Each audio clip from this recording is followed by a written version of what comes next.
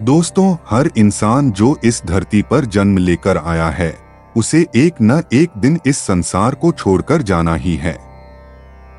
आज नहीं तो कल सबकी मृत्यु निश्चित है।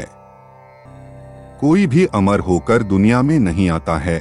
असल में अमर बस एक शब्द मात्र है। इसका कोई मतलब नहीं है, क्योंकि आज तक कोई ऐसा इंसान नहीं हुआ है जिसकी मृत्यु न हुई हो और वो सदा धरती पर रह गया हो। अगर किसी का जन्म हुआ है तो उसकी मृत्यु होगी ही होगी। जब मृत्यु होती है तो हर धर्म में अलग अलग रीति रिवाजों को अपनाया जाता है।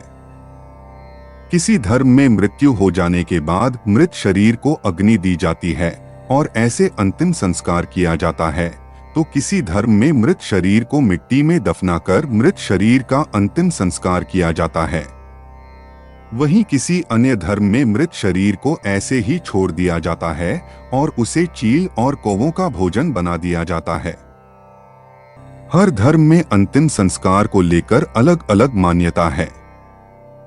ऐसा माना जाता है कि जिस व्यक्ति का जन्म जिस धर्म में होता है, उसका अंतिम संस्कार भी उसी धर्म के अनुसार ही करना चाहिए। अंतिम संस्कार का हर धर्म में बहुत अधिक महत्व है। हर धर्म में ऐसा माना जाता है, फिर चाहे धर्म हिंदू हो या मुस्लिम या सिख हो या ईसाई, कि अंतिम संस्कार को पूरे विधि विधान से करना चाहिए। अगर विधि विधान से अंतिम संस्कार नहीं किया जाता है तो आत्मा मुक्त नहीं होती है और भटकती रहती है। इसीलिए आत्मा की मुक्ति के लिए और घर की सुख शांति के लिए अंतिम संस्कार को धार्मिक रीति रिवाज के अनुसार किया जाना आवश्यक है। जैसा कि अभी हमने बताया कि हर धर्म में अंतिम संस्कार को लेकर अलग अलग मान्यता है, ऐसे ही सिख धर्म में भी अंतिम संस्कार करने की अलग ही प्रक्रिया है।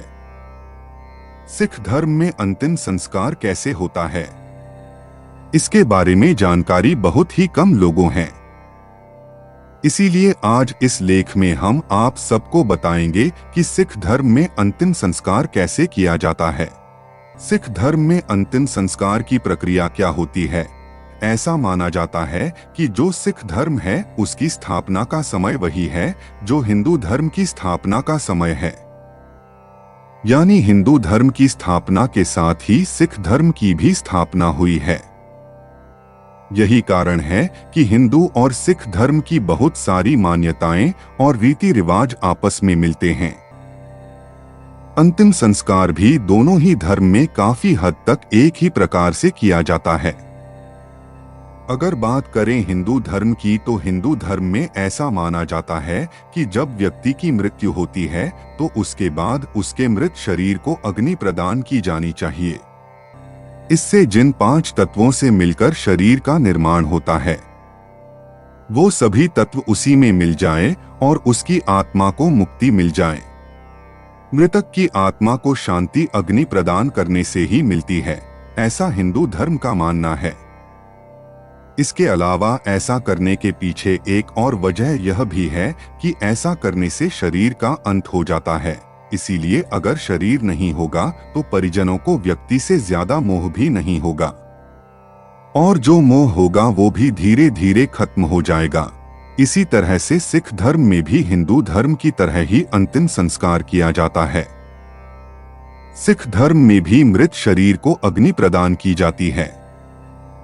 सिख धर्म में मृत शरीर का अंतिम संस्कार करने से पहले मृतक को नहलाया जाता है।